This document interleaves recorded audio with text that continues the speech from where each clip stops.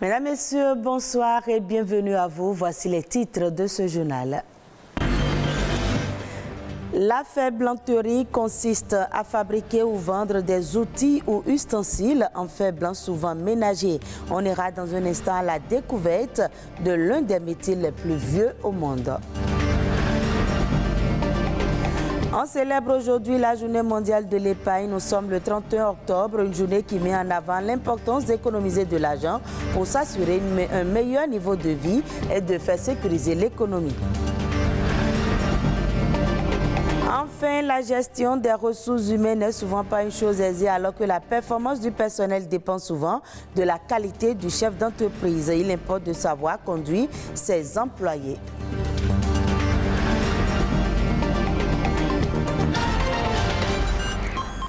C'est l'un des plus vieux métiers de Cotonou. Au moins une fois dans notre vie, il nous est arrivé l'envie de demander les services d'un réparateur de seaux, de bassines ou d'un fabricant de gouttières. Ce type de professionnel est appelé le ferblantier. Aujourd'hui, ce métier de la forge ne coupe plus les rues. Où sont passés les ferblantiers? Que devient alors la ferblanterie au Bénin? Et pourquoi cette situation? Heureusement, au marché Bégamé ou Cézès, l'un des derniers ferblantiers, Anoua Dadja, est allé le retrouver. Suivez son reportage. Colporte, entonnoir, arrosoir, écumoire, cages, foyers et objets divers de différents prix qui sont exposés à la vente. Tout le secret de ces fabrications se trouve derrière, dans cette installation de fortune, située en plein marché. À l'aide d'un marteau et d'un segment de ferraille qui remplace l'enclume, cet homme pratique un type particulier d'activité de forge. Cela s'appelle la ferblanterie. Je ne pas pour battre le fer dans le feu, c'est battre le tôle pour former quelque chose. C'est avec des boîtes de conserve, des tôles usagées et restes de ferraille jetés que Gabriel récupère qu'il produit ces objets. Celui-ci est ébéniste. Il a noué une relation d'affaires avec le ferblantier, une relation qui lui permet d'apporter des commandes à Gabriel afin de finaliser ses travaux de menuiserie. J'ai l'habitude de payer chez lui, par exemple des coulpotes, les fours, pour pouvoir faire des grillages de poulet, de poisson, des trucs comme ça. Maintenant, je suis venu juste lui demander tôle de carbure. Parce que je veux former quelque chose. Ce monsieur est l'un de ses clients. Nous aussi, nous achetons et nous revendons. Quand on lui demande ce qu'il pense du métier, celui-ci se désole de l'attitude de la jeunesse. Si quelqu'un accepte de venir vers nous avec le souci de comprendre notre métier, pas de problème. Il n'y a pas que lui qui pense à l'abandon du métier par la jeunesse. Sincèrement, c'est la paresse. Jamais. Jamais. Même moi-même, je ne peux pas le dire à mes enfants de faire ça. Parce qu'il n'y a plus rien. Avant, il y a des choses, des tôles, des bassines, des seaux et de tout ça là. Et on utilise. Aujourd'hui, il n'y a pas ça. Il y a le plastique. Donc, de trouver même le tôle aujourd'hui pour dire que tu veux former quelque chose, mais c'est difficile. C'est à 31 ans que Gabriel a appris la ferblanterie à l'aide de laquelle il nourrit femmes et enfants. Il n'a pas construit de maison, mais il ne s'en désole point. Ce 31 octobre marque le 98e anniversaire de la Journée mondiale de l'épargne. Comme son nom l'indique, l'épargne est la partie non consommée du revenu disponible qui est mis de côté pendant une période donnée. En cas de situation de crise, elle permet de faire face à des situations imprévues ou pour financer un projet ou encore préparer sa retraite. Patrick Adjagboudjou nous en parle dans cet élément.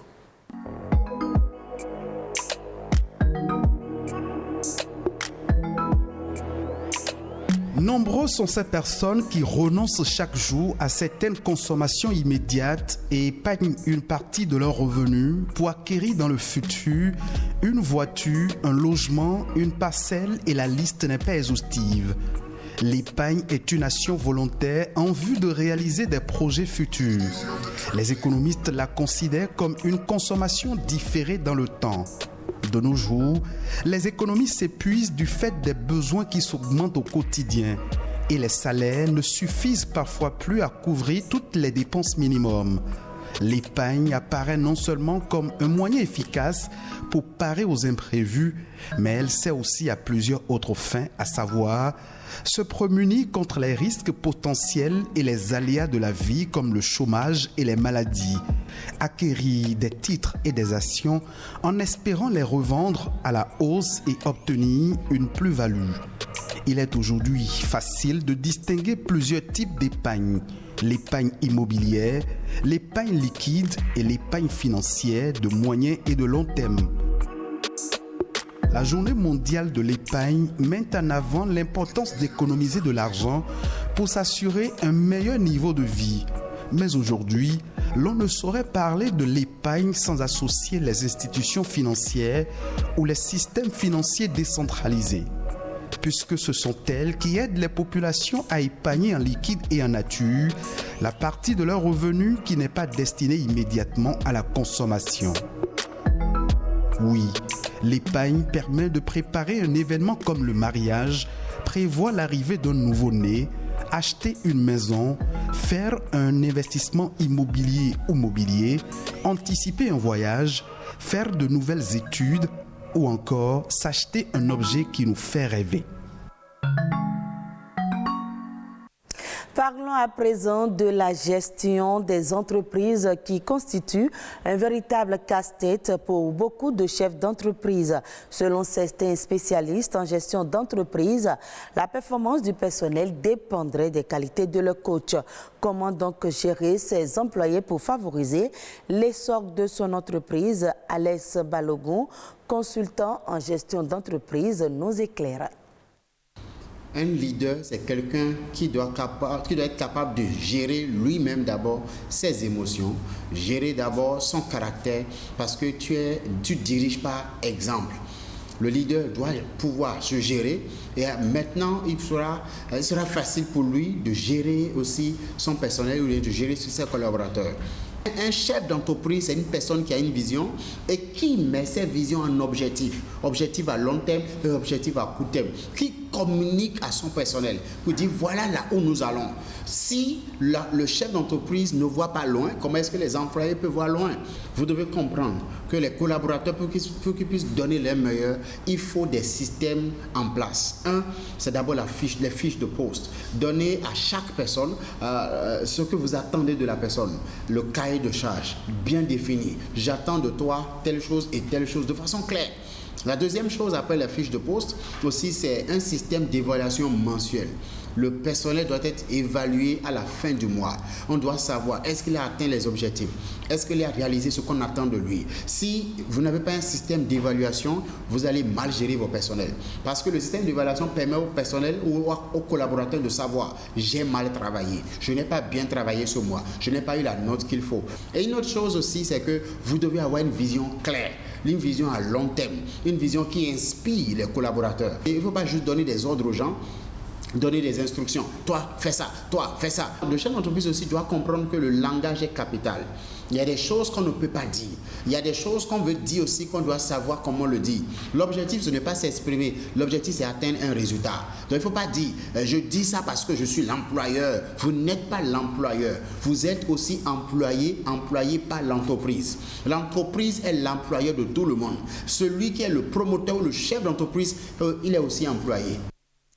Suivons à présent la nation en bref avec Arnaud Adadia.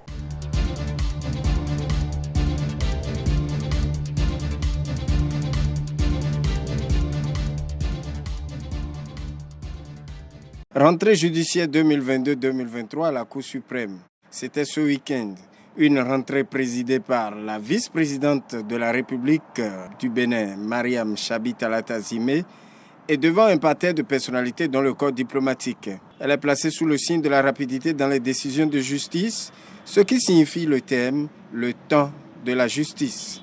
Plusieurs décisions liées à des contentieux retenus au rôle ne sont pas encore rendues. Pour plus de célérité, la vice-présidente de la République, Mariam Chabi Talata Zimé, a souhaité une réduction de la durée sans la violation des principes généraux du fonctionnement de la justice ainsi que des droits des parties. Le top a été donné samedi à l'université d'Abomey-Calavi. C'est le recteur Félicien Avlessi qui a ordonné la reprise des activités académiques au titre de l'année 2022-2023 en présence de tout le conseil d'administration, des représentants des enseignants, des chercheurs et même des administratifs. À l'issue de cette année académique, l'équipe dirigeante devrait disposer de cartes d'offres de formation unifiées et dépouillées de doublons, avoir renforcé la sécurité des campus, redynamiser le renforcement de capacités pédagogiques du personnel par le CEPIAC, renforcer l'effectif du personnel administratif technique. À ces actions s'ajoute le bitumage de la rue Édouard Adjanaou et la construction d'un bloc de recherche. Les engins à 2 et à 3 roues ne doivent plus circuler n'importe comment sur le territoire de la commune de Karimama. Le maire Issifou Soulé Sambo Saï, à travers un arrêté, a réglementé la circulation de ces engins. Ainsi, de 22h à 6h du matin, aucun motocycliste ne doit circuler. Il en est de même des tricycles. L'arrêté du maire impose des fouilles des forces de défense et de sécurité à toute personne en circulation durant la tranche horaire, outre les moyens interdits.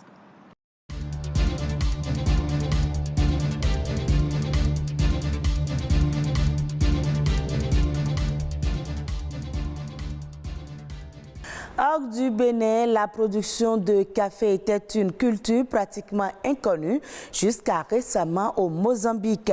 Aujourd'hui, elle participe à faire connaître le massif du mont Korongosa. Sa forêt tropicale a en grande partie disparu en raison de la pauvreté et de la guerre civile. Ce projet de plantation de caféiers a par ailleurs permis de créer plus de 300 emplois. Suivez le reportage de nos confrères de France 24.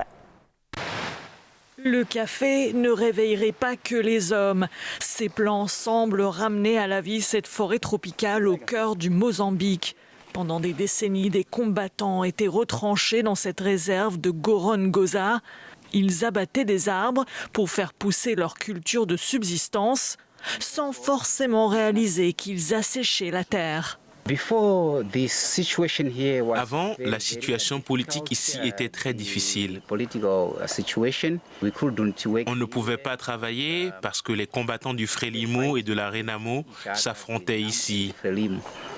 Depuis la fin du conflit, il y a 3 ans, des agronomes ont trouvé un moyen pour faire repousser les arbres tout en créant de la richesse. Ils ont importé la culture du café du Zimbabwe.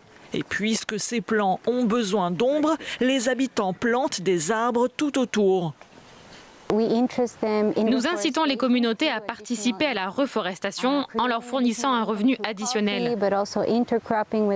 Nous créons ce revenu grâce au café, mais aussi en cultivant des variétés locales entre les plants comme les bananes ou les pois.